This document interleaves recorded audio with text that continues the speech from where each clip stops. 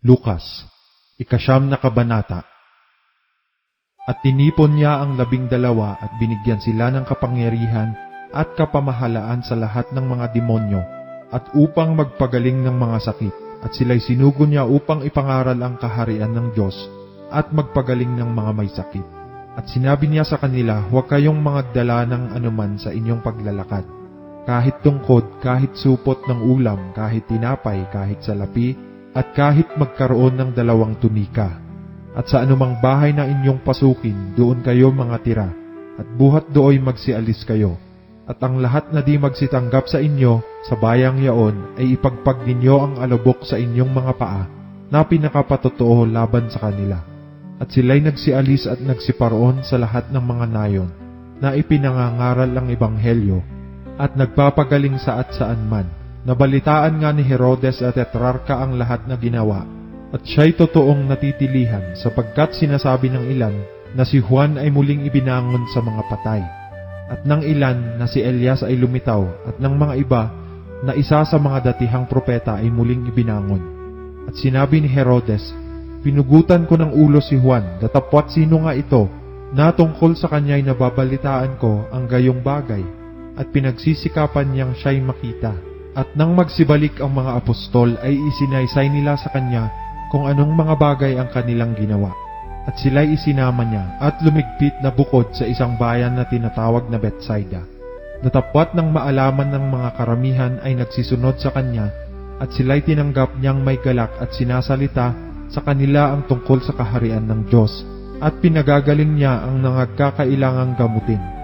At nagpasimulang kumiling ang araw, at nagsilapit ang 12 at nangagsabi sa kanya, paalisin mo ang karamihan upang sila'y magsiparoon sa mga nayon at sa mga lupaing nasa palibot-libot, at mga kapanuluyan at mga kakuha ng pagkain sapagkat tayo'y nangarito sa isang ilang na dako. Natapwat sinabi niya sa kanila, bigyan ninyo sila ng makakain. At sinabi nila, wala tayo kundi 5 tinapay at 2 isda. Malibang kami magsiyaon at ibili ng pagkain ang lahat ng mga taong ito, sapagkat sila'y may 5,000 lalaki.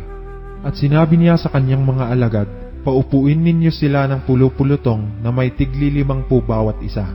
At gayon ang ginawa nila at pinaupo silang lahat. At kinuha niya ang 5 tinapay at ang 2 isda. At pagtingala sa langit ay kanyang pinagpala at pinagputol-putol at ibinigay sa mga alagad upang ihain sa harap ng karamihan. At sila'y nagsikain at nangabusog ang lahat. At ang lumabis sa kanila ng mga pinagputol-putol ay pinulot na 12 bakol. At nangyari nang siya'y nananalangin ng bukod, na ang mga alagad ay kasama niya, at tinanong niya sila, na sinasabi, ano ang sinasabi ng karamihan kung sino ako? At pagsagot nila'y nangagsabi, si Juan Bautista, datapwat sinasabi ng mga iba, si Elias, at sinasabi ng mga iba, na isa sa mga datihang propeta ay muling nagbangon. At sinabi niya sa kanila, datapwat, ano ang sabi ninyo kung sino ako? At pagsagot ni Pedro ay nagsabi, ang Kristo ng Diyos. Datapwat ipinagbilin niya at ipinag-utos sa kanila na huwag sabihin ito sa kanino mang tao, na sinasabi, kinakailangang magbata ng maraming mga bagay ang anak ng tao, at itakwil ng matatanda at ng mga pangulong saserdote at mga eskriba, at patayin at muling ibangon sa 3 araw. At sinabi niya sa lahat, kung ang sino mang tao ay ibig sumunod sa akin, ay tumanggi sa kanyang sarili at pasanin sa araw-araw ang kanyang krus at sumunod sa akin. Sapagkat ang sino mang mag-ibig iligtas ang kanyang buhay, ay mawawalan nito, datapwat sino mang mawalan ng kanyang buhay dahil sa akin, ay maililigtas dito yaon. Sapagkat ano ang pakikinabangin ng tao kung makamtan niya ang buong sanglibutan, at mawawala o mapapahamak ang kanyang sarili? Sapagkat ang sino mang magmakahiya sa akin at sa aking mga salita, ay ikahihiya siya ng anak ng tao, pagparito niyang nasa kanyang sariling kaluwalhatian, at sa kaluwalhatian ng Ama, at ng mga banal na anghel. Datapwat katotohanang sinasabi ko sa inyo, may ilan sa nangakatayo rito, na hindi matitikman sa anumang paraan ang kamatayan, hanggang sa mga kita nila ang kaharian ng Diyos. At nangyari nang makaraan ang may mga 8 araw pagkatapos ng mga pananalitang ito, na isinama niya si Pedro at si Juan at si Santiago at umahon sa bundok upang manalangin. At samantalang siya'y nananalangin ay nagbago ang anyo ng kanyang mukha at ang kanyang damit ay pumuti at nakasisilaw. At narito 2 lalaki ay nakikipag-usap sa kanya na ang mga ito'y si Moises at si Elias, na napakitang may kaluwalhatian at nangag-uusapan ng tungkol sa kanyang pagkamatay na malapit niyang ganapin sa Jerusalem.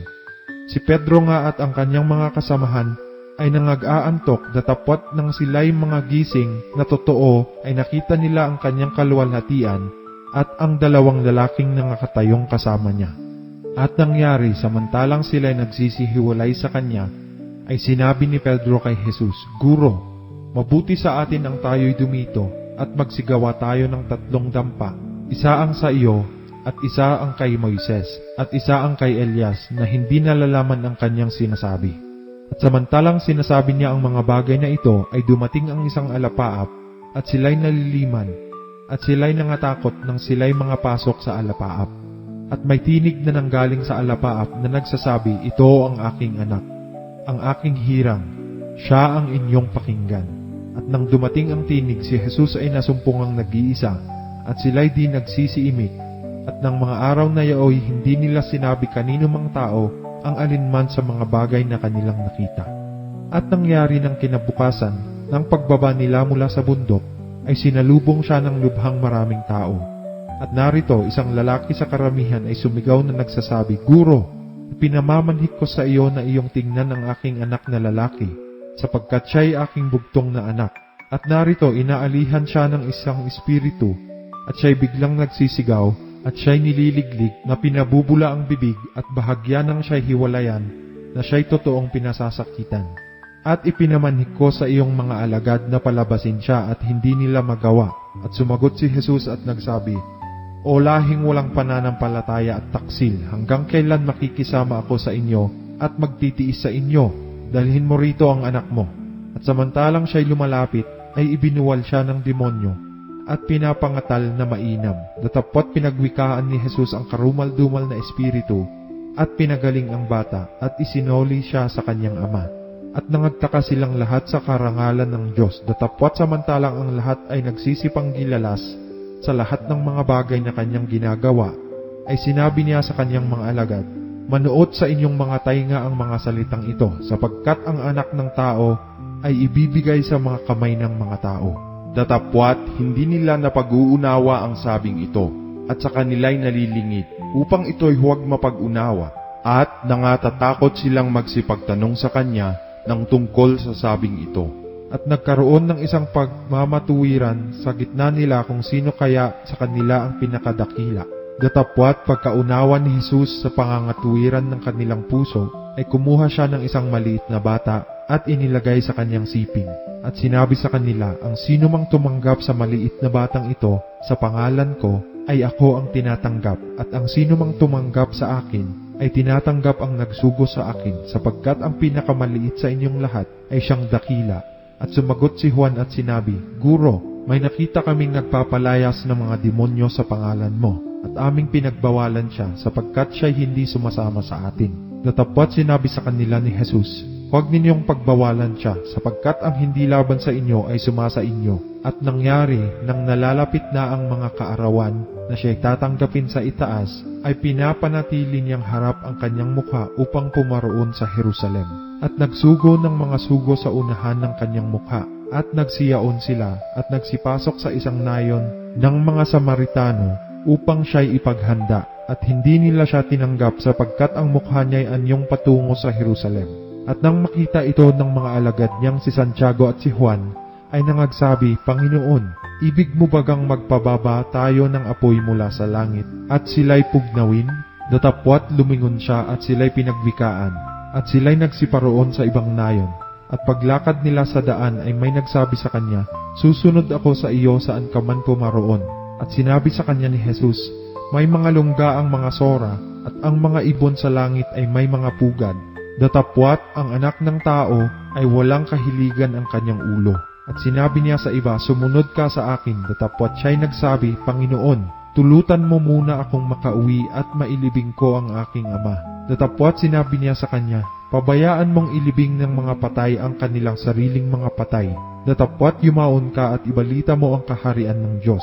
At ang iba na may nagsabi, susunod ako sa iyo, Panginoon. Datapwat pabayaan mo akong magpaalam muna sa mga kasangbahay ko. Datapwat sinabi sa kanya ni Jesus, walang taong pagkahawak sa araro at tumilingon sa likod ay karapat-dapat sa kaharian ng Diyos.